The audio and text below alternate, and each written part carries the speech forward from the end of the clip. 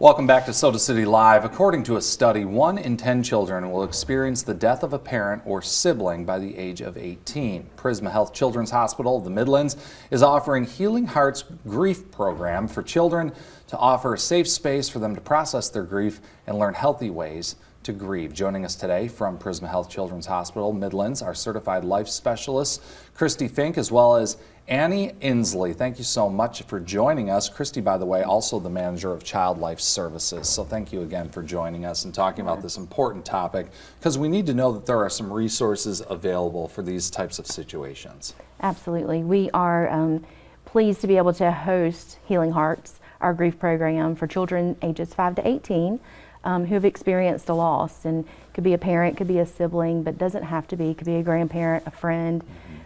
Any child trying to process grief. We want to make sure that they have a space that they feel safe and heard, but what's really unique about our program is its peer support. So we have our participants are in age groups, and they are able to tell their stories in their own time, how they want to tell it, and they've really made some very good connections with each other. And they don't want to stop when the program ends. So we feel like that's been a good, positive outcome. Yeah. What would you say is the most important factor in all of this? You talked about telling your story and also being able to share that with peers. Mm-hmm. Do you find that that's the most important step in all of this? Yeah, I think the peer support that they get from being in the classes together is really, really beneficial. They might be in school where nobody else has experienced a loss similar to them, and so being able to process it with other kids their age who have experienced something similar.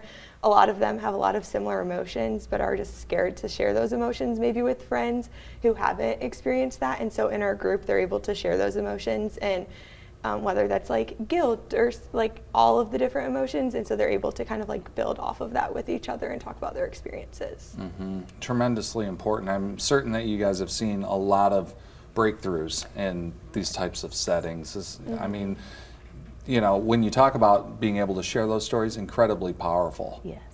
And another unique part of our program is that the parents are caregivers of the children, because they're supporting the grief, but often they're grieving as well. So we have a component of our program where the parents and caregivers attend and get the same curriculum that their children are getting.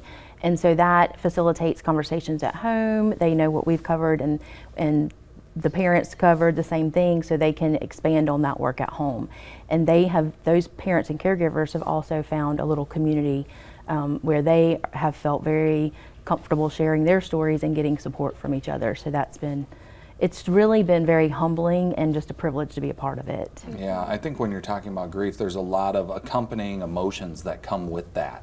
And I think in a setting like that, just to be able to discuss it and say that really all things are on the table here and there's no emotion that's off the table. You know, I think that that's an important facet of all of this. It's very important for everyone to understand that grief is not a linear process, and grief doesn't have to be an immediate loss, like you just lost someone in the last couple months. It can be, 5 years from your loss, and that delayed grief happens. So it's very important for everyone to not expect a lot of themselves and give themselves some grace.